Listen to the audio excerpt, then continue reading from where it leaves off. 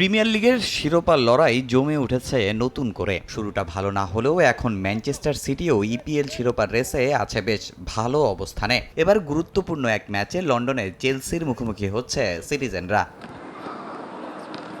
লিগের শেষ ৮ ম্যাচে অপরাজিত ম্যানচেস্টার সিটি, ৩০ ম্যাচে তাদের পয়েন্ট ৬১। এক ম্যাচ বেশি খেলা টেবিল টপার আর্সেনালের চেয়ে ৯ পয়েন্টে পিছিয়ে। ট্রফি পুনরুদ্ধারের মিশনে প্রতিটা ম্যাচই জিততে হবে তাদের। স্ট্যামফোর্ড ব্রিজেও ধারাবাহিকতা ধরে রাখার প্রত্যাশা সিটি বসের।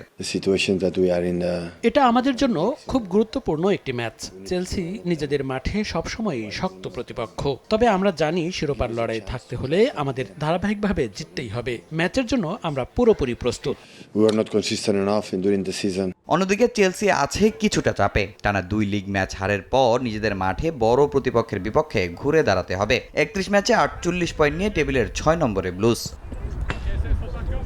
তবে ম্যাচে বড় ধাক্কা চেলসির মাঝ মাঠে। সাসপেনশনের কারণে খেলতে পারবেন না দলের অন্যতম ভরসা এনজিও ফার্নান্দেস। মৌসুমে প্রতিপক্ষের ডিফেন্স ভাঙা সবচেয়ে বেশি ৪১টি পাস এসেছে তার পা থেকে। তাই আক্রমণের বাড়তি দায়িত্ব কোল পালমারের কাঁধে। ঘুরে দাঁড়ানোর লড়াইয়ে দলের উপর পূর্ণ আস্থা কোচের। He won't play on Sunday. আমরা জানি সামনে বড় চ্যালেঞ্জ অপেক্ষা করছে, কিন্তু এমন ম্যাচই দলকে নৈপুণ্য দেখাতে হয়। নিজেদের মাঠে ভালো পারফরমেন্স দিয়ে আমরা ঘুরে দাঁড়াতে চাই। Go into.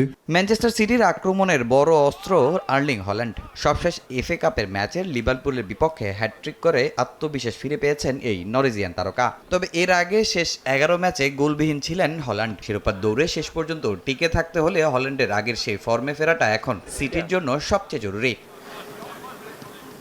এই ম্যাচে ব্যক্তিগত এক মাইলফলকের সামনে বার্নার্দো সিলভা। মাঠে নামলি প্রিমিয়ার লিগে ২৯৭ ম্যাচ পূর্ণ করবেন তিনি, যা কোনো পর্তুগিজ খেলোয়াড়ের জন্য সর্বোচ্চ ম্যাচ খেলার রেকর্ড। ম্যাচে সাম্প্রতিক পরিসংখ্যান আর ফর্ম বিবেচনায় ম্যাচে এগিয়ে থাকবে ম্যানচেস্টার সিটি। মুখোমুখি শেষ ৫ ম্যাচের ৩টিতে জয় পেয়েছে সিটি, ২টি হয়েছে ড্র। তবে নিজেদের মাঠে চেলসিও চমক দেখাতে চাইবে। ব্লুজ জয় পেলে আরও জমে উঠবে প্রিমিয়ার লিগের শিরোপা জয়ের রেস। তামিম হোসেন, সময় সংবাদ।